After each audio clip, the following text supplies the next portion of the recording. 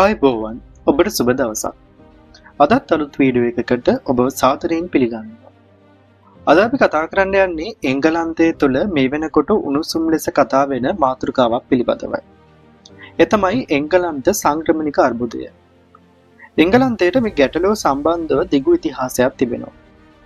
නමුත් අද අපි කතා කරන්න බලාපොරොත්තු වෙන්නේ අතීතයේ සිට අද දක්වාහි ප්‍රගතිය, දේශපාලන බලපෑම්, සමාජය සහ ආර්ථිකය, ආරක්ෂාව, නීතිමය ගැටලු සහ අනාගතය පිළිබඳවයි. ඉතින් මේ හැම දෙයක් ගැනම දැනගන්න වීඩියෝ එක අවසානයේ වෙනතෙක් මැදිලා ඉන්න කියලා ඔබට ආරාධනා කරනවා. එංගලන්තයට සංක්‍රමණිකයන් පැමිණීම අතීතයේ සිට සිදු වුණ දෙයක්. නමුත් 20 වන ශතවර්ෂයේ දෙවන ලෝක යුද්ධයෙන් පසුව කොමන්වෙල්ත් රටවලින්, ඒ කියන්නේ ඉන්දියාව, පාකිස්තානය, බංග්ලාදේශය සහ කැරිබියානු රටවලින් වැඩි ප්‍රමාණයක් සංක්‍රමණිකයන් පැමිණීම වැඩි වෙන්න ආරම්භ වුණා. මේක නිසා එංගලන්ත සමාජය හා සංස්කෘතියේ ගොඩක් වෙනස්කම් ඇති වෙන්න පටන් ගත්තා. ඒ වගේම තමයි 2016 වර්ෂයේ එංගලන්තය යුරෝපා සංගමයෙන් ඉවත් වුණා. මේක බ්‍රෙක්සිට් ලෙස හඳුන්වනු ලැබුවා. මේ සිද්ධියට මූලික හේතුවක් වුණෙත් සංක්‍රමණය. ගොඩක් බ්‍රිතාන්‍ය ජනතාව සිතුවා යුරෝපා සංගමයේ රටවලින් අධික සංක්‍රමණිකයන් පිරිසක් රැකියාව සඳහා එංගලන්තයට පැමිණීම නිසා සෞඛ්‍ය හා අධ්‍යාපනය සඳහා මෙන්ම රැකියාව සඳහාද ඔවුන්ට බරපතල තරගයක් කිරීමට සිදු වේවි කියලා.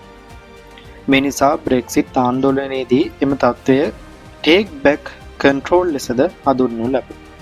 2020 වර්ෂයෙන් පසු ඉංග්‍රීසි චැනල් හරහා යුරෝපයෙන් කුඩා බෝට්ටු වලින් එංගලන්තයට පැමිණෙන සංක්‍රමණිකයන් පිරිස වැඩි වුණා. මේක ස්මෝල් බෝට්ස් ක්‍රයිසිස් ලෙසද හඳුන්වනු ලැබුවා. 2022 වර්ෂයේදී 45000කටත් වැඩි අනවසර සංක්‍රමණිකයන් පිරිසක් මෙලෙස පැමිණ තිබෙනවා. 2023-24 වර්ෂවල මේ අගය 30000ත් 35000ක් අතර ප්‍රමාණයට තරමක් අඩුවීමක් සිදු වුණා.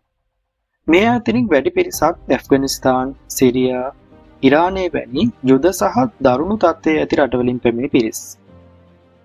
එක්සත් රාජධානි රජය විසින් මේ තත්ත්වය පාලනයට ගත් නවතම නීතිය තමයි රුවන්ඩා ඩිපෝටේෂන් පොලිසි. ඒ කියන්නේ අනවසර සංක්‍රමණිකයන් ලෙස පැමිණෙන අය එක්සත් රාජධානිය තුල නොව රුවන්ඩා රටට යවලා සරණාගත ඉල්ලීම් සලකා බැලීම. කන්සර්වේටිව් රජය කියන්නේ මේ නීතිය සංක්‍රමණය නැවැත්වීමට බොහෝ ලෙස උපකාර වන බවයි. නමුත් ජාත්‍යන්තර මානව හිමිකම් සංගම් නම් කියන්නේ මේක මිනිස් අයිතිවාසිකම් උල්ලංඝනය කිරීමක් කියලයි. කොහොම වුණත් මේ නීතිය තවමත් නිරන්තරයෙන් වාද විවාද වලට ලක්වන නීතියක් ලෙස අපට පෙන්වන්න පුළුවන්. එක පැත්තකින් සංක්‍රමණිකයන් එංගලන්ත ආර්ථිකයට විශාල දායකත්වයක් සපයනු ලබනවා. එංගලන්ත ජාතික සෞඛ්‍ය සේවා ආයතනයට අනුව නර්ස්, ඩොක්ටර්, කෙයා වර්කර්ස් අතරින් විශාල ප්‍රතිශතයක් සංක්‍රමණිකයන් සේවය කරනු ලබනවා. Uber, construction සහ hospitality වගේ කාර්මික ක්ෂේත්‍රවලත් ඔවුන්ගේ දායකත්වය ඉතාමත් වැදගත්. නමුත් තවත් පැත්තකින් නිවාසෙහි ගිය රැකියා තරගය සඳහා අධික ඉල්ලුම වැනි කරුණු ජනතාව අතර දැඩි විවේචනය සහිත තත්ත්ව බවට එංගලන්තය තුළ පත්ව තිබෙනවා. කොහොම වුණත් ඉදිරියේදී සංක්‍රමණ තවත් වැඩි වේ යයි විශේෂඥයන් අනුමාන කරනවා. දරුණු කාලගුණ තත්ත්ව, ආහාර හිගිය සහ ගැටුම් වැනි තත්ත්ව නිසා දකුණු ආසියාව, අප්‍රිකාව, මැද පෙරදිග වැනි කලාපවලින් බොහෝ පිරිස් යුරෝපයට යන්න උත්සාහ කරනවා.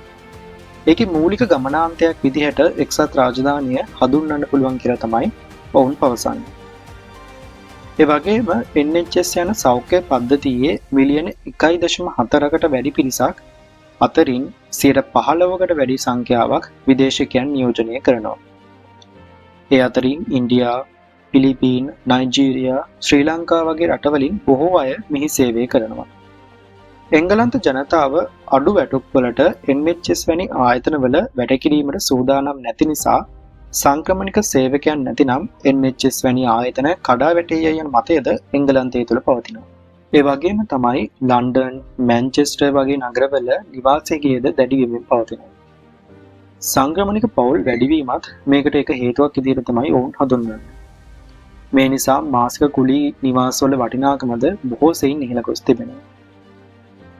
ඉතින් එංගලන්තයට අනාගතයේදී මේ ගැටලුවට නව නීති, අන්තර්ජාතික ගිවිසුම් සහ නව ආර්ථික මාර්ගෝපදේශ හඳුන්වා දෙමින් විසඳුම් සෙවීමට සිදු වෙනවා. මේක සරල නීති දෙක තුනකින් නතර කරන්න පුළුවන් ප්‍රශ්නයක් නෙවෙයි. ග්ලෝබල් මයිග්‍රේෂන් කියන්නේ අද වන විට ලෝකයටම ප්‍රශ්නයක් වෙලා තිබෙන කරුණක් බවට පත් වෙලා තිබෙනවා. ඉතින් එංගලන්තය තුළ මේ ඇති වෙලා තියෙන තත්ත්වය පිළිබඳව ඔබේ අදහසත් කමෙන්ට් එකකින් දාන්න අමතක කරන්න එපා. ඒ වගේම අද වීඩියෝ එක හොඳයි නම් ලයික් කරන්නත්, තවත් මෙවැනි මෝ වීඩියෝස් නරඹන්න අපේ channel එක subscribe කරන්න වගේම bell icon එක click කරන්නත් අමතක කරන්න එපා. එහෙනම් ඔබට සුබ දවසක්.